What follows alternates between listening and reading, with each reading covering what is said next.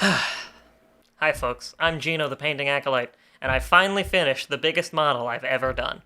Okay, well, I painted him a couple of months ago, but I've been busy and distracted and traveling a bit, and haven't had the time to make a video recently, so I finally painted the biggest model I've ever done, my custom kitbashed Bloodthirster. Today, we're going to talk about the process of painting this thing. So after building and priming this guy, the first thing I did, and I don't have any footage of because it wasn't very interesting, was just spray him all over with my airbrush with Turbo Dork Emerald Nightmare, which is a really cool sounding name for a color shift metallic paint. They're these cool paints that Turbo Dork makes, where they kind of change color based on where you look at them and how they're held in the light and stuff like that. They've got different kinds of paints. The one that I used is a metallic, so it's got very visible flakes in it.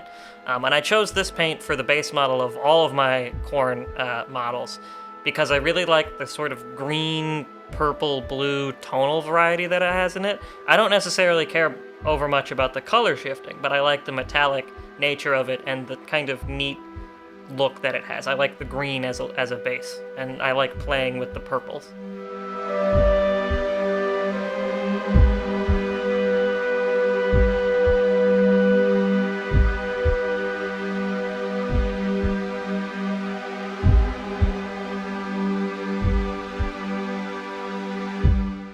Then I sprayed these fleshy wings, a nice red color as a base coat.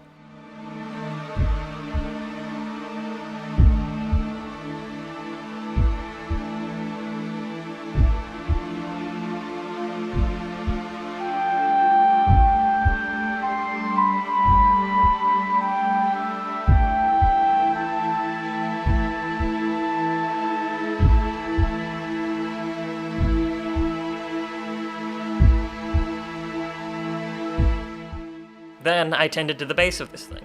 I started by spraying some white ink over some different parts of it from above to give you kind of a nice light, as if it's falling down over the model.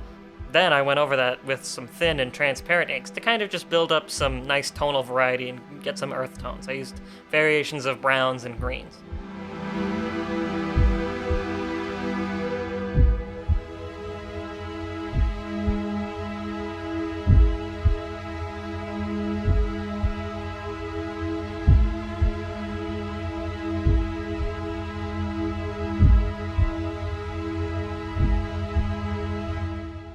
I messed around with the wings on this thing a lot. Out of all of the parts on this model, these were the things that I had the least idea of what to do with.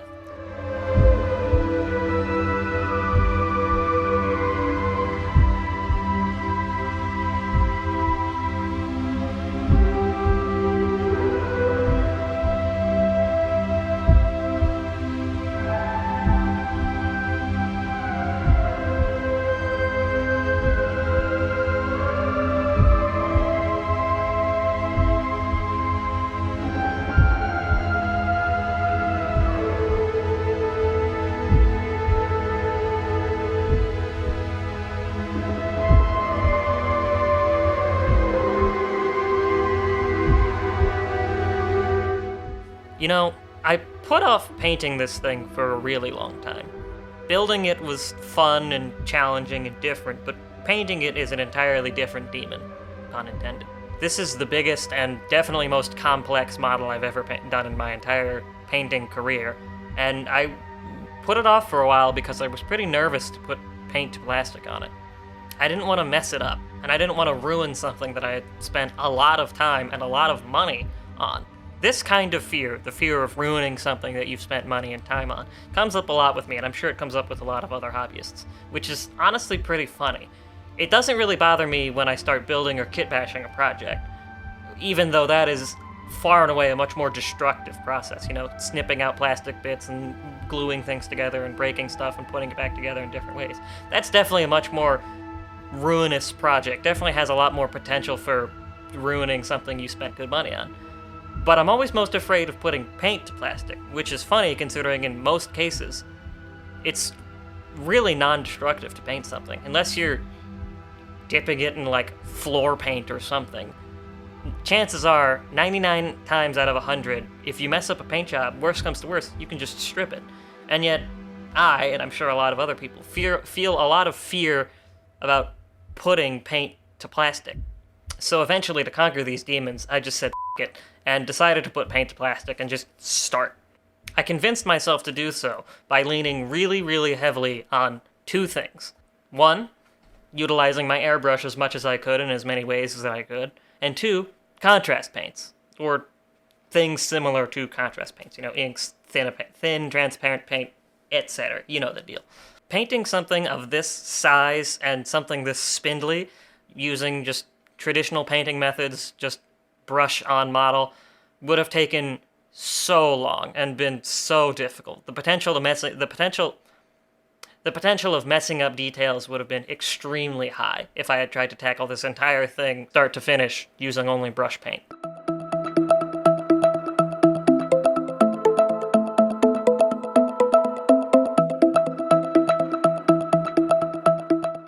I relied on my airbrush a lot to highlight and shade things, using bright paints on top, dark paints below. And then I leaned a lot on contrast paints and similar paints to go over top those kind of pre-established highlights and lowlights and kind of build out really nice color variety and tonal variety in the whole model without having to be super careful with my brushwork. You get less perfect results with this kind of work, but it's easier and, in my opinion, can sometimes be a bit more realistic.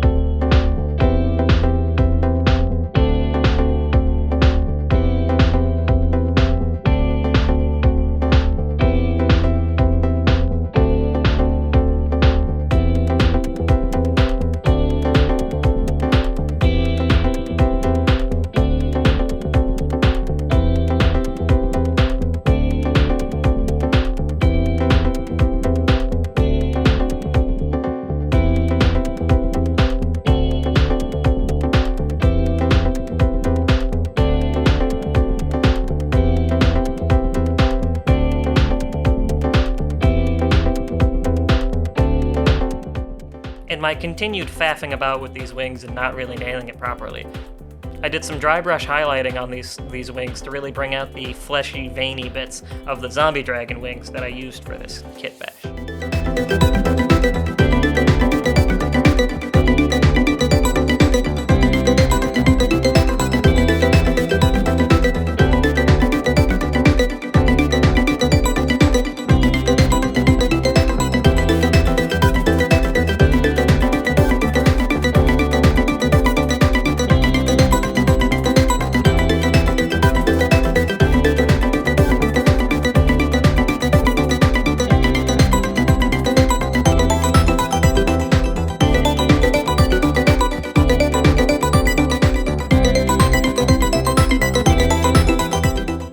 After that, it was oil wash time. This has quickly become one of my favorite techniques, at least in terms of washing miniatures. They take some practice and some getting used to and some different supplies than what you use for your normal acrylic painting. But the versatility and the ease of use of these oil washes is far and away worth it. But I leaned heavily on these oil washes in this project for a couple of reasons. One, they flow really, really easily and nicely, and two, they can clean up super well without damaging the model or ruining your paint job.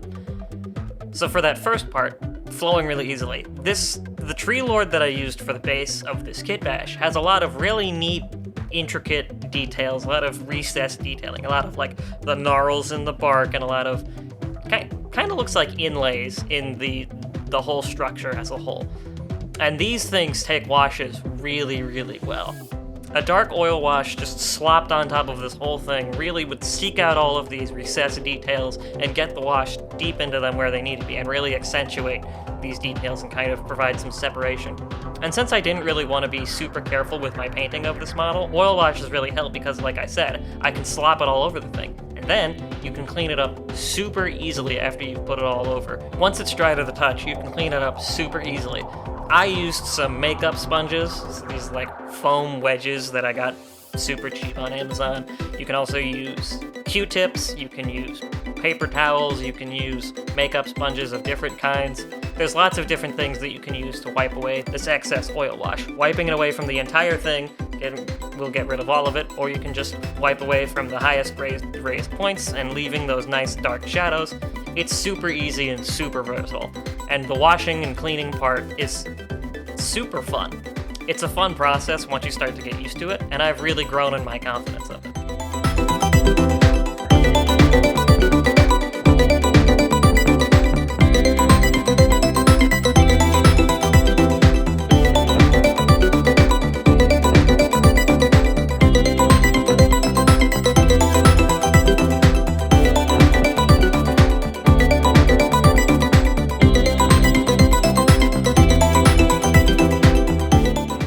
From there, I redid some of the base coats of Emerald Nightmare, just to bring back some of these details.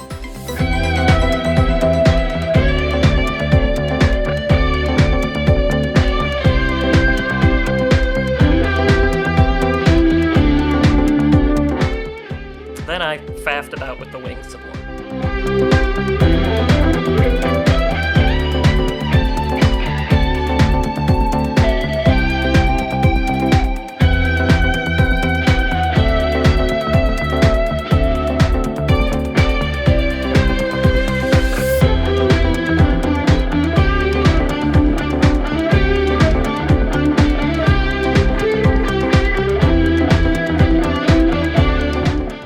Then it was back to the airbrush to add some purple glow that ties all of my Khorne models together. Since this model is the biggest and baddest demon available for the Khorne army, at least that isn't on Forge World for $600, I wanted to make the glow even more over the top for this model in particular than with my other Khorne models.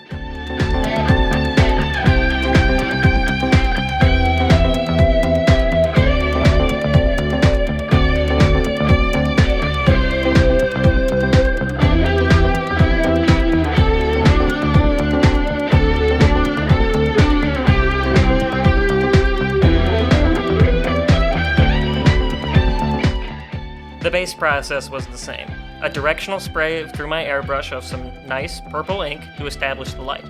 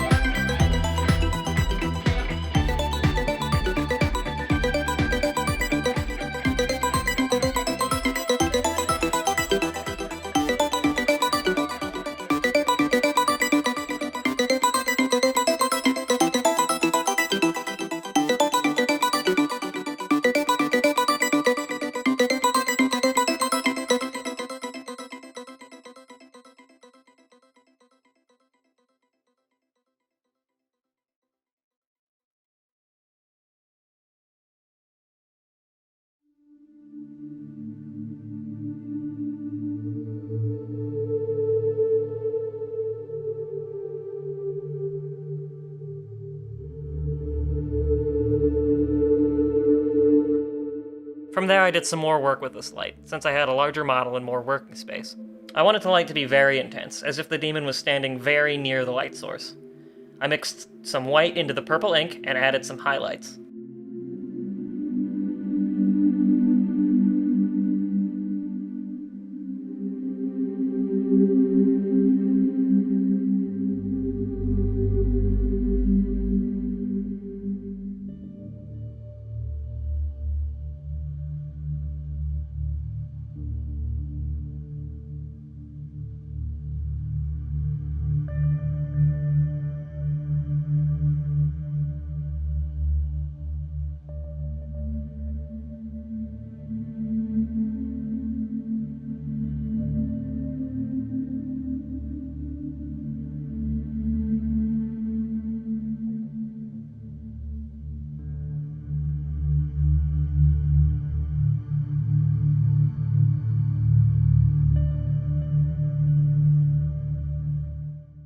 Eventually going up to using a fluorescent pink ink I have. Now, for whatever reason, this fluorescent pink ink that I have dried kind of like crimson red, which is cool, but not what I wanted. I think that this was user error on my part, though. I think I thinned it down too much, or I didn't apply it properly.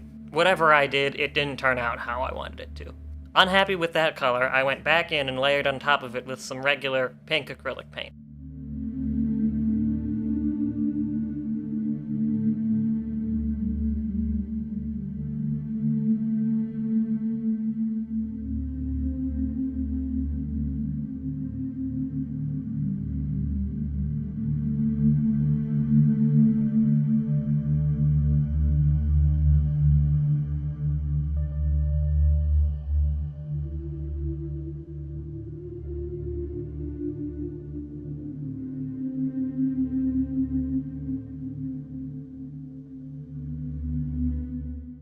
Now I had a new problem. This pink was too bright and flat looking, so I figured out a good way to fix this. An all-over glaze with the same purple that it...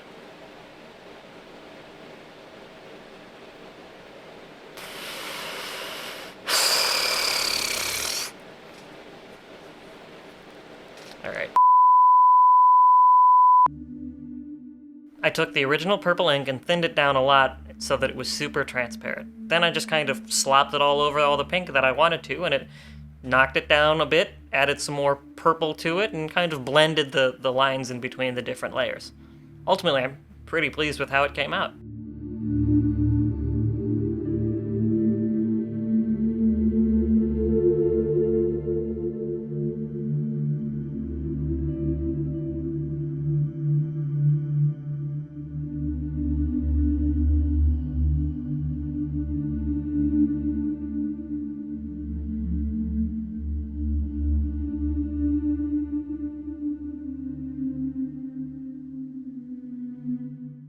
With a few more small details to finish, this bad boy was done and ready for varnish and a new shiny base rim.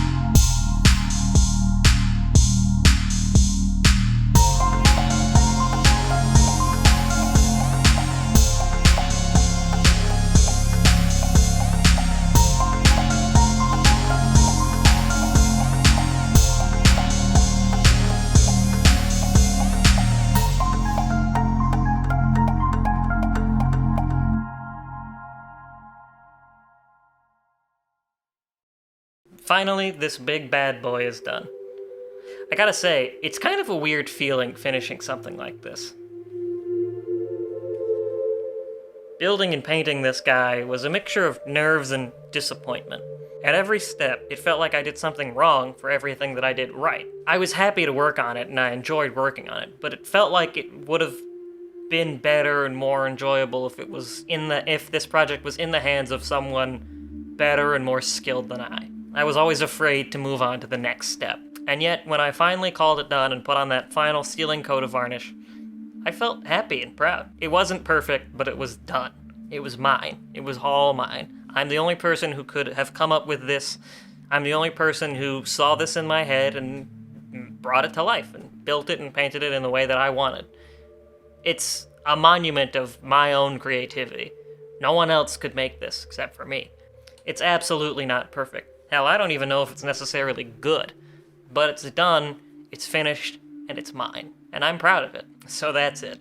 My biggest and baddest and most complex model to date, done and dusted.